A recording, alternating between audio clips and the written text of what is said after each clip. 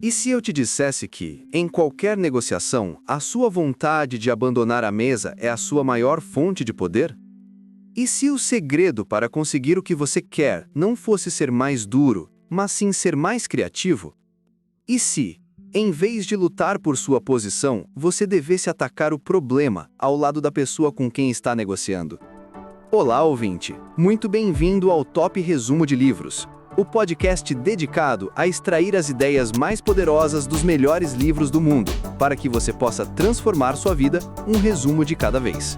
Se você busca sabedoria prática para aplicar na sua jornada, clique em seguir agora mesmo para não perder nenhum dos nossos próximos resumos. E se o nosso trabalho te ajudar de alguma forma, uma avaliação de 5 estrelas significa o mundo para nós e nos ajuda a alcançar mais mentes curiosas, assim como você. Agora, vamos ao resumo.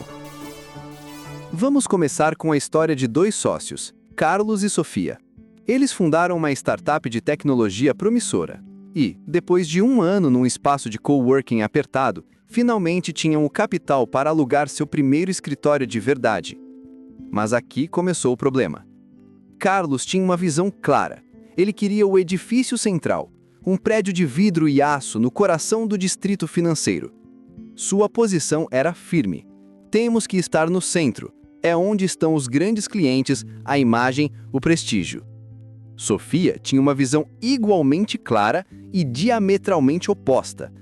Ela queria o complexo inovação, um campus moderno num parque tecnológico nos subúrbios. Sua posição era igualmente intransigente.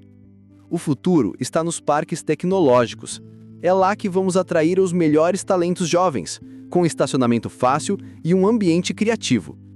A negociação começou e rapidamente se transformou em uma guerra. Por semanas, eles ficaram presos em uma batalha de vontades. Carlos argumentava sobre a importância da imagem corporativa. Sofia rebatia com dados sobre a satisfação dos funcionários. A conversa não era mais sobre o que era melhor para a empresa, mas sim sobre quem iria vencer. A tensão começou a corroer a parceria deles. Eles estavam caindo na armadilha mais comum e destrutiva da negociação: a barganha de posições. Exaustos e à beira de um rompimento, eles decidiram tentar algo diferente. Em vez de defender suas posições, eles se fizeram uma pergunta simples: por quê? Por que Carlos queria tanto o escritório no centro? Seu interesse real não era o prédio em si, mas a necessidade de ter um local impressionante e acessível para se reunir com investidores e clientes. E por que Sofia insistia no parque tecnológico? Seu interesse real era criar um ambiente de trabalho que fosse irresistível para engenheiros de software talentosos, que valorizavam o estilo de vida menos formal e um trajeto mais fácil de carro. De repente, eles não eram mais adversários, eram parceiros, olhando para um problema em comum. Como podemos ter um espaço que impressione clientes e atraia talentos? Com os interesses claros, a criatividade floresceu. E se eles tivessem um escritório principal e mais barato no subúrbio, mas alugassem um pequeno espaço de reunião de prestígio no centro?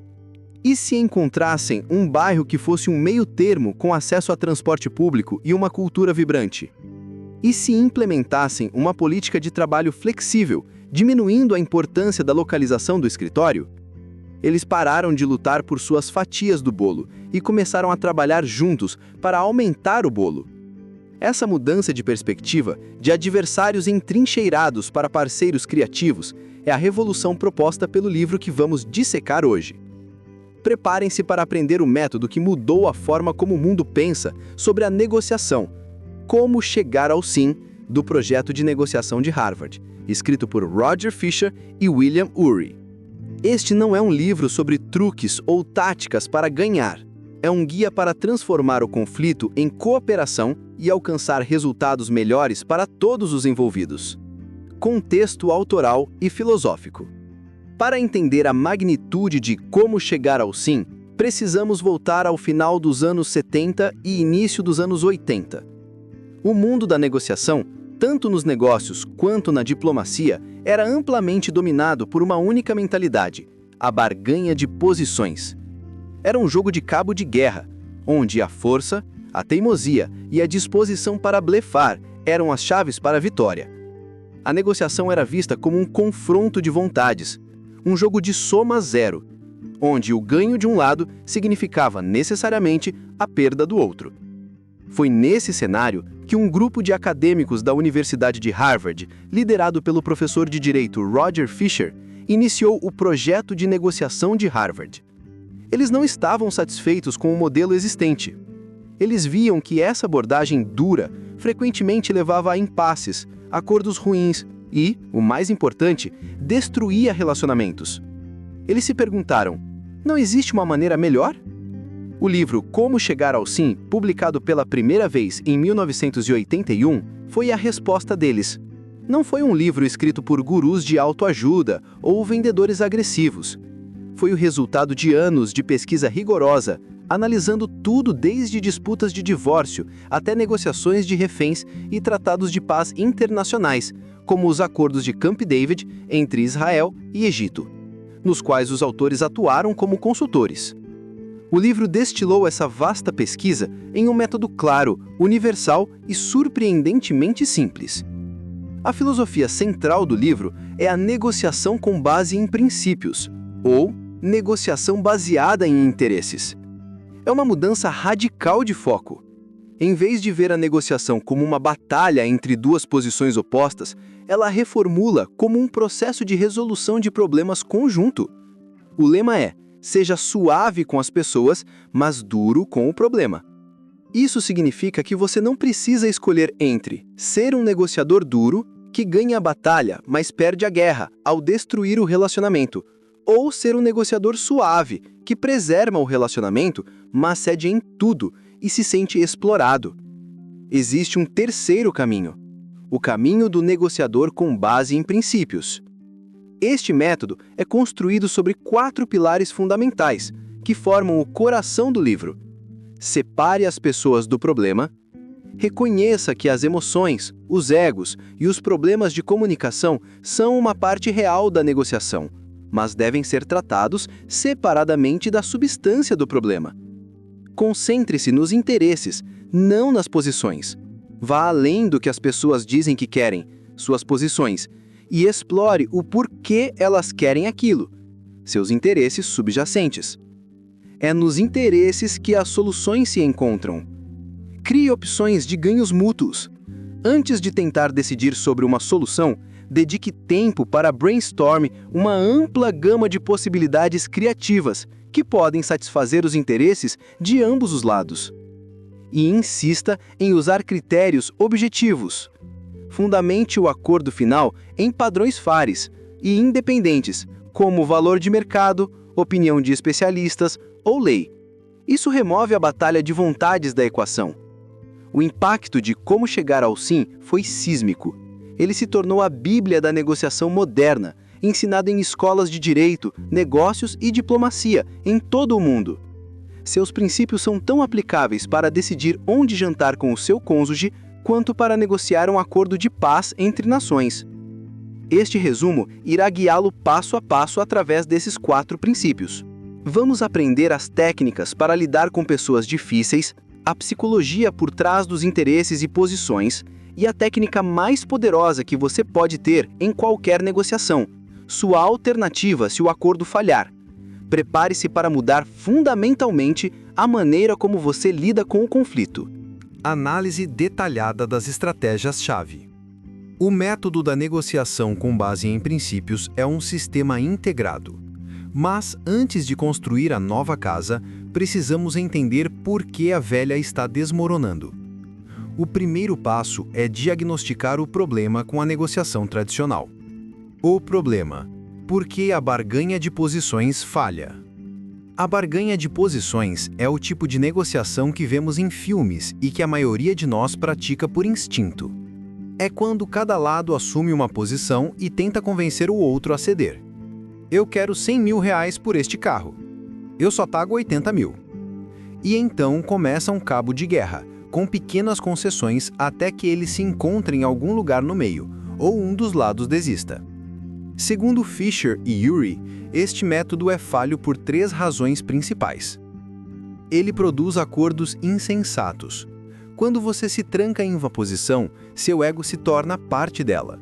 você gasta mais tempo defendendo sua posição e atacando a do outro do que explorando soluções criativas.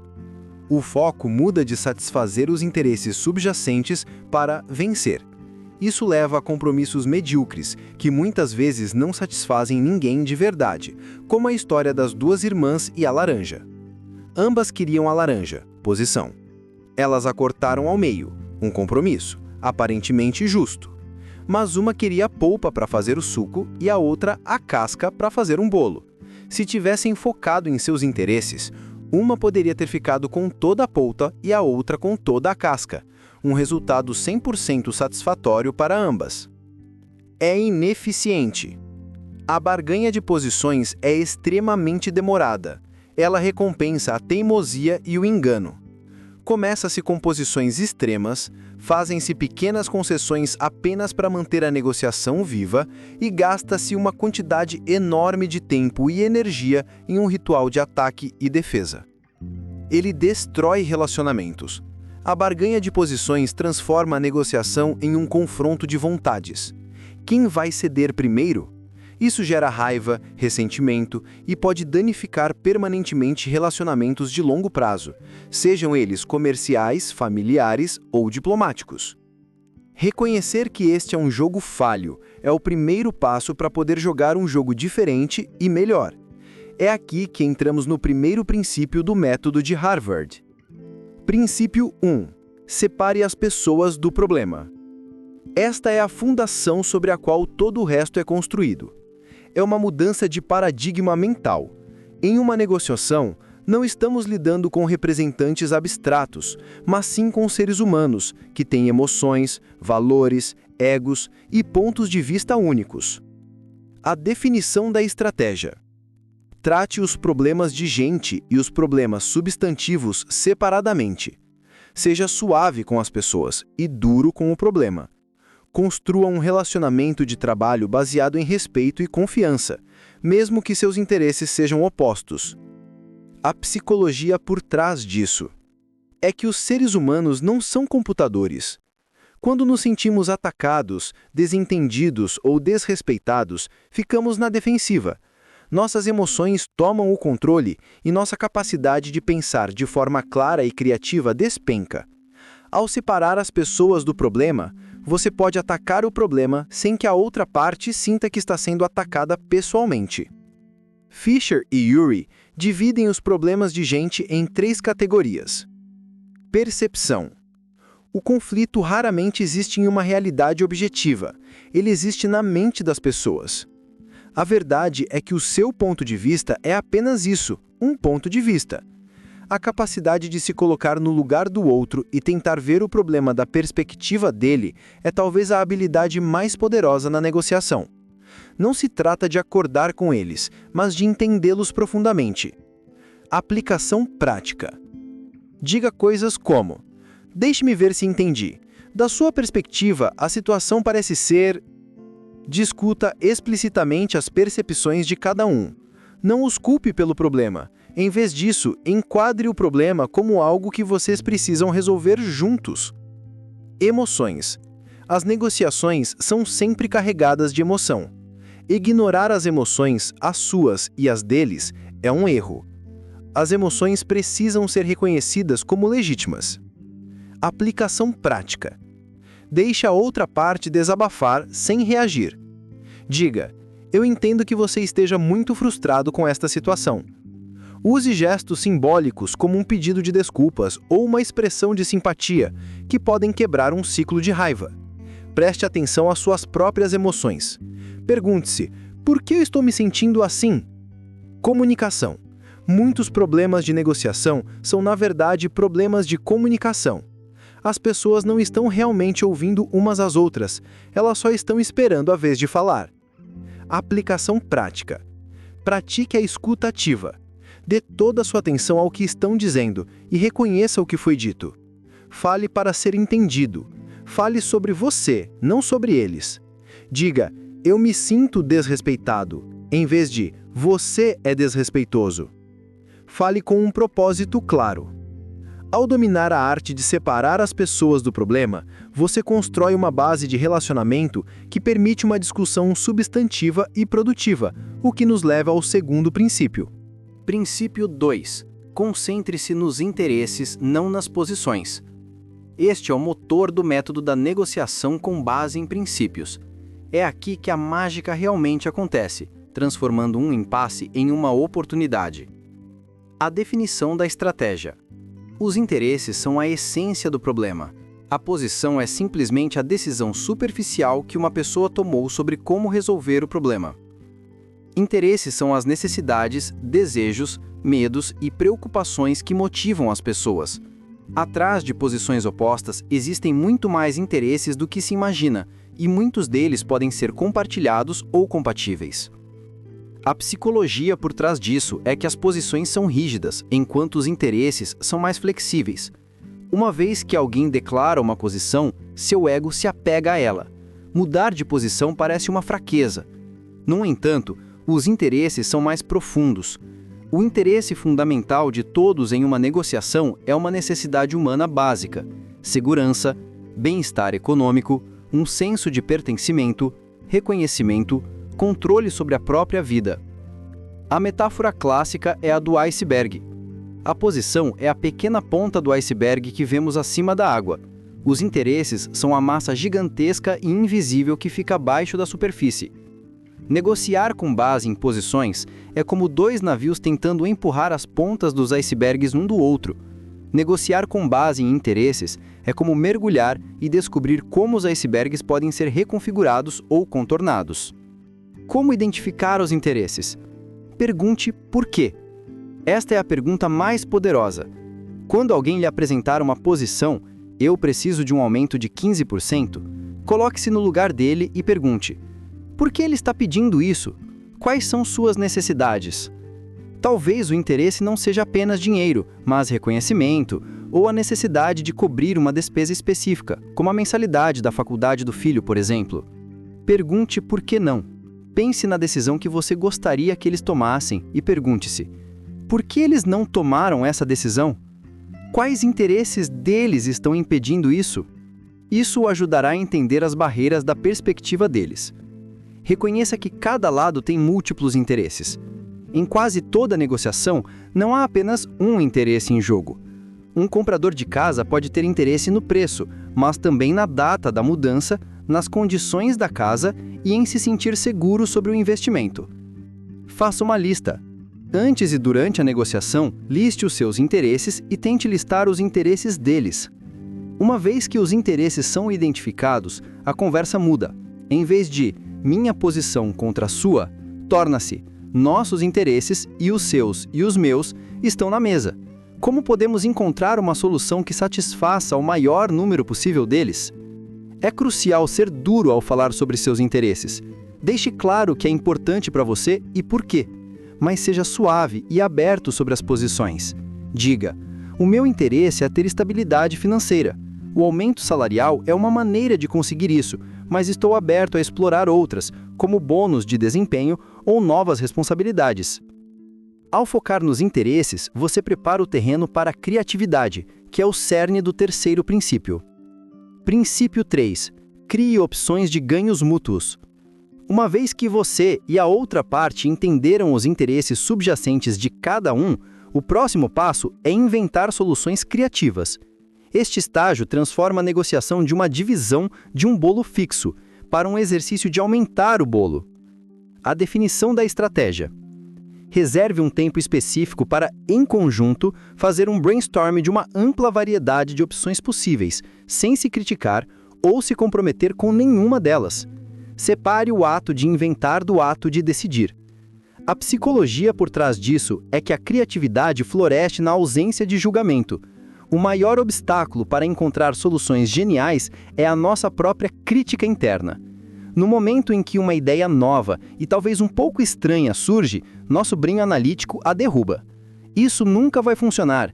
Eles nunca vão aceitar isso. Para gerar boas opções, você precisa desligar temporariamente o juiz interno.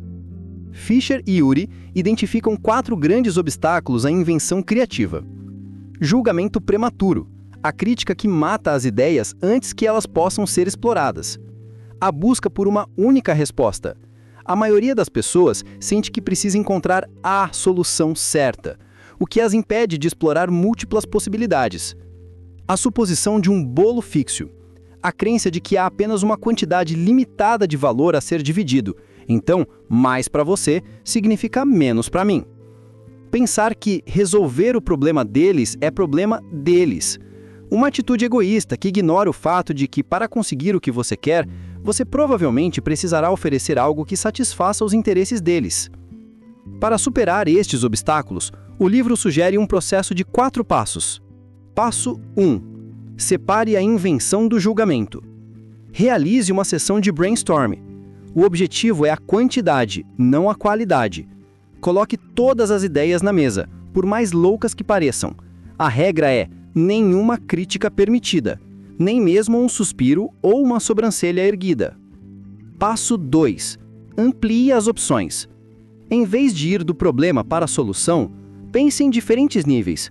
Pense como um especialista de diferentes áreas ou lucaria para o problema. Um psicólogo, um economista, um engenheiro. Pense em acordos de diferentes forças. Você pode ter um acordo de forma forte e permanente, ou um acordo mais fraco e provisório. Passo 3. Busque ganhos mútuos. Identifique interesses compartilhados. Muitas vezes ambos os lados compartilham interesses fundamentais, como manter um bom relacionamento, estabelecer um precedente justo ou evitar perdas. Tornar esses interesses explícitos pode criar um terreno comum. Conciliar interesses diferentes, esta é a chave. Interesses diferentes não significam necessariamente conflitantes. Eles podem ser oportunidades. A história da laranja é o exemplo perfeito. A irmã que queria a polpa e a que queria a casca tinham interesses diferentes, mas não conflitantes. Um lado pode se importar mais com o resultado simbólico, um pedido de desculpas, enquanto o outro se importa mais com o resultado prático, uma compensação financeira. Troque coisas que são de baixo custo para você, mas de alto valor para eles. Passo 4. Facilite a decisão deles. Depois que você teve uma opção que atende seus interesses, coloque-se no lugar deles e pense em como torná-la o mais fácil possível para eles dizerem sim. Que precedente eles poderiam usar para justificar a decisão para os seus superiores? Como você pode enquadrar a solução como uma vitória para eles? Ao seguir este processo, você transforma a negociação de uma batalha por recursos escassos em uma parceria para criar valor. Mas o que acontece se, mesmo com toda a sua criatividade, a outra parte se recusar a ser razoável? Isso nos leva ao 4º princípio, e a sua maior fonte de poder. Princípio 4. Insista em usar critérios objetivos. Negociar com base na vontade é exaustivo e destrutivo. Eu quero 5.000. Isso é muito. É o que eu acho justo. Bem, eu não acho. Esse tipo de discussão não leva a lugar nenhum. A solução é introduzir um padrão justo, independente da vontade de ambos os lados. A definição da estratégia. Em vez de ceder à pressão, insista que o resultado seja baseado em algum critério objetivo, como valor de mercado, opinião de um especialista, lei ou precedente. A psicologia por trás disso é que é muito mais fácil para as pessoas aceitarem um padrão justo e externo do que cederem à vontade de outra pessoa. Ceder à pressão parece uma derrota pessoal. Ceder a um princípio justo parece um ato de racionalidade. O uso de critérios objetivos despersonaliza o conflito. Não é mais você contra mim. Somos nós dois contra um problema, tentando encontrar uma solução justa com base em padrões que ambos podemos respeitar. Exemplos de critérios objetivos. Na venda de um carro, o valor de mercado listado em uma tabela de referência, como a tabela FIPE no Brasil. Em uma disputa de construção, os padrões da indústria ou a opinião de um engenheiro terceiro. Em uma negociação salarial, a média salarial para aquela função naquela região com base em pesquisas de mercado.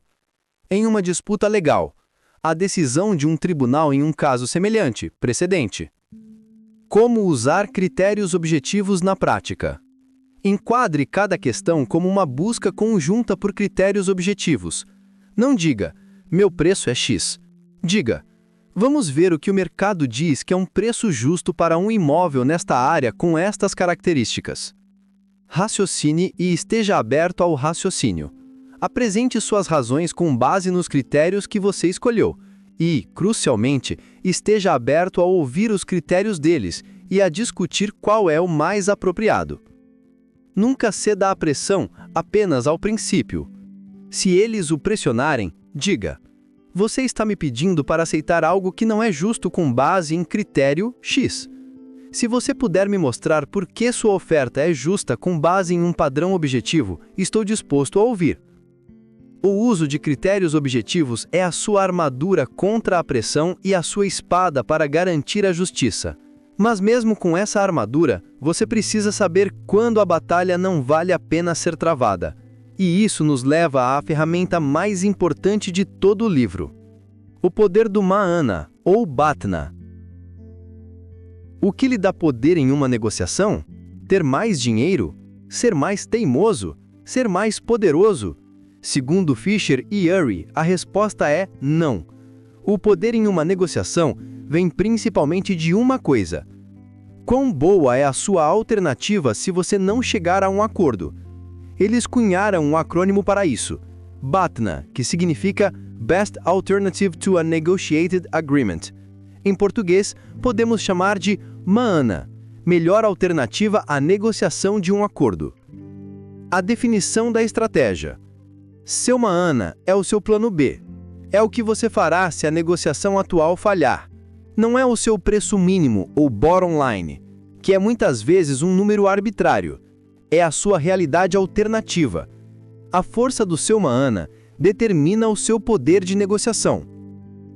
A psicologia por trás disso é que o Mahana o liberta da dependência de um único resultado.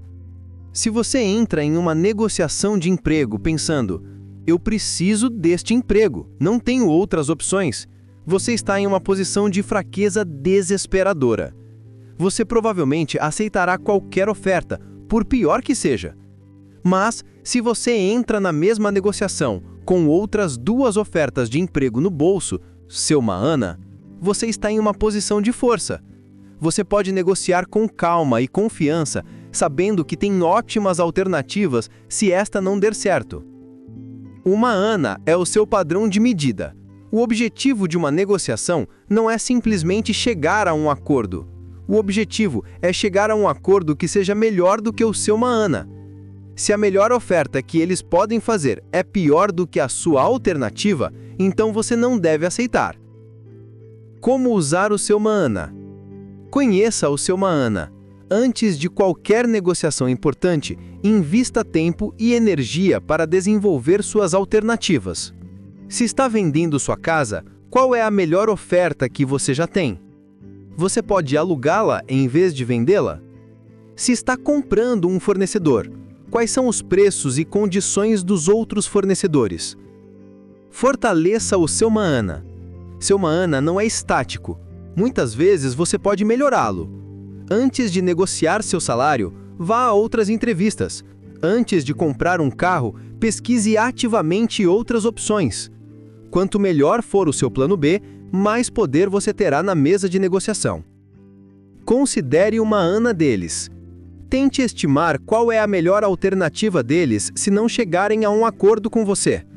Se eles tiverem um Mahana fraco, por exemplo, um vendedor com um produto que está prestes a expirar, eles estarão mais motivados a negociar.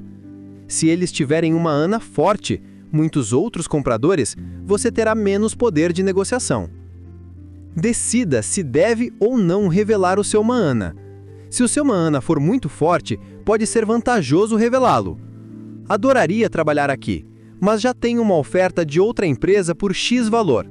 Vocês conseguem superar isso? Se o seu Mahana for fraco, então não revele. O Mahana é a sua nete de segurança. É o que lhe dá a coragem de ser criativo, a paciência para explorar os interesses e a força para insistir em critérios objetivos.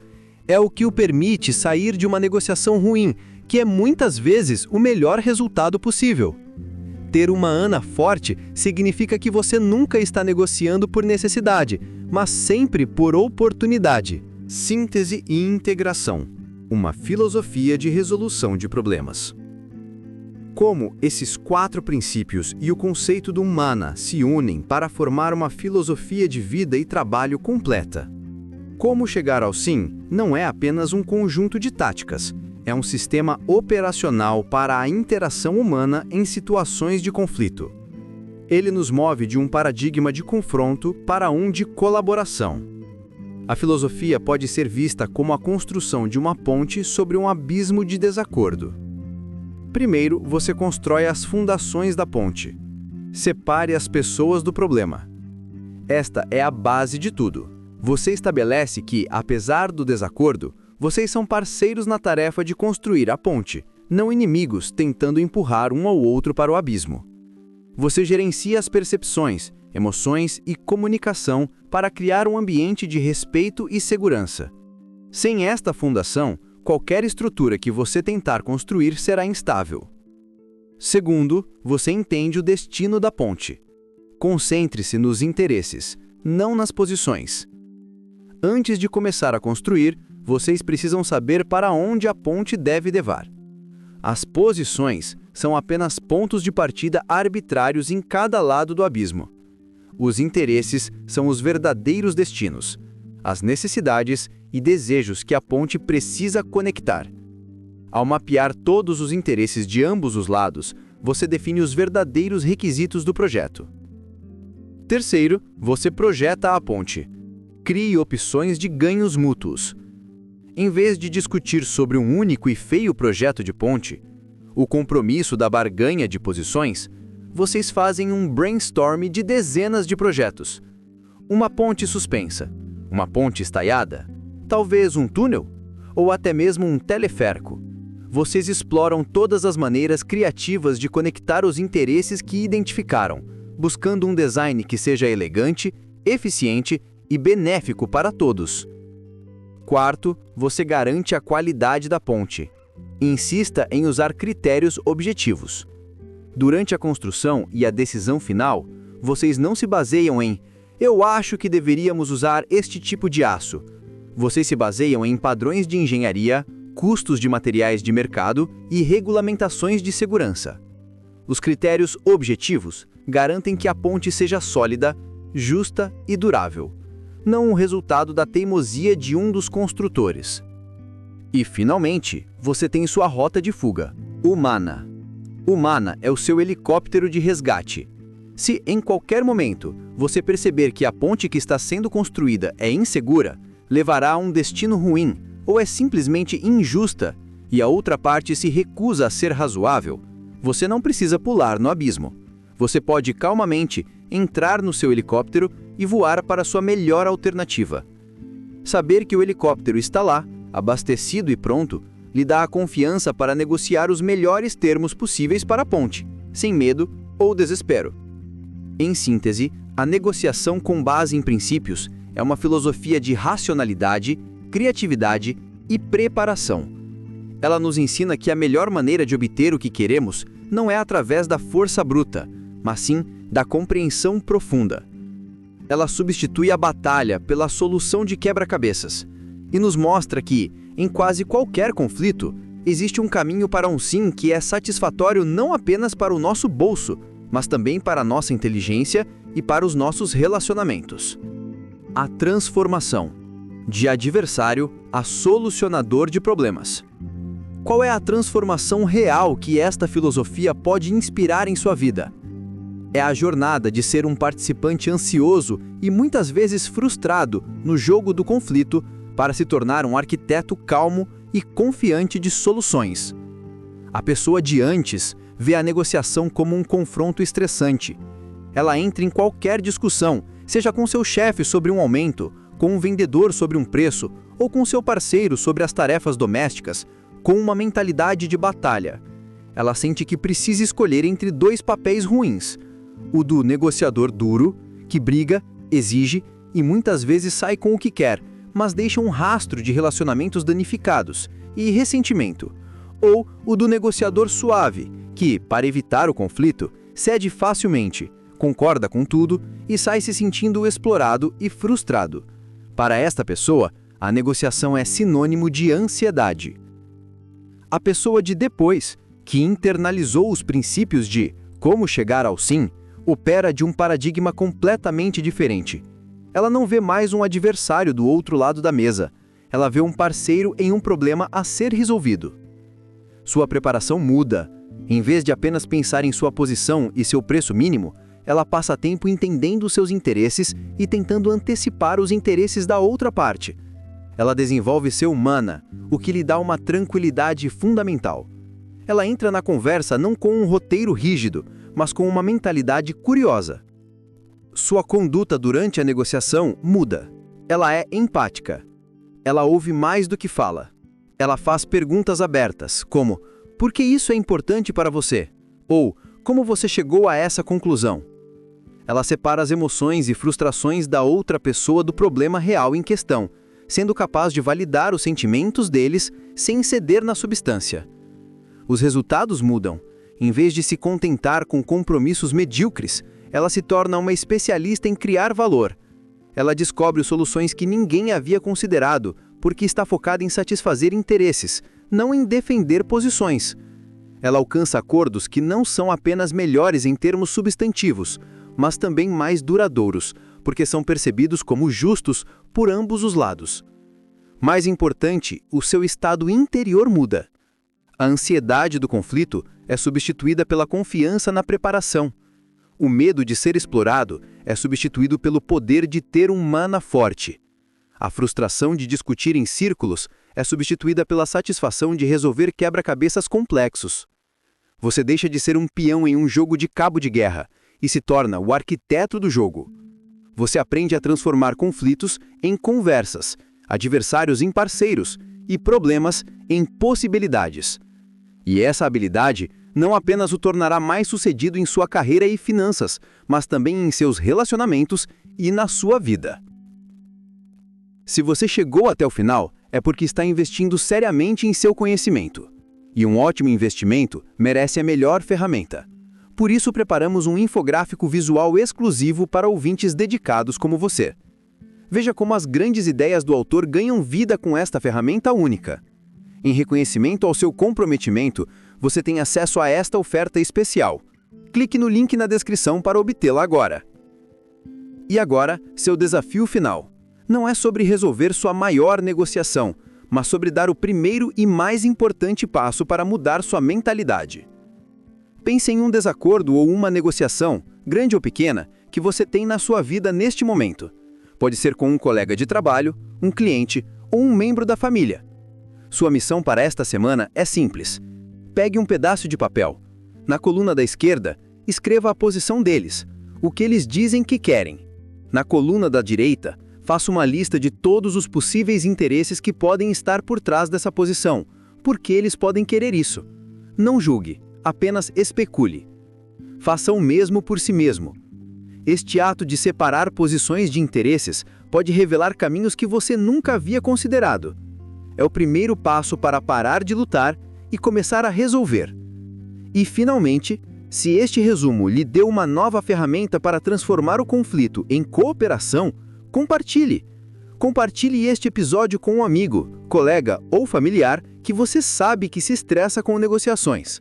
Compartilhe como um guia para ajudá-los a ter conversas mais produtivas e relacionamentos mais fortes. Obrigado por se juntar a nós nesta jornada para o sim. Agora, vá e comece a resolver problemas!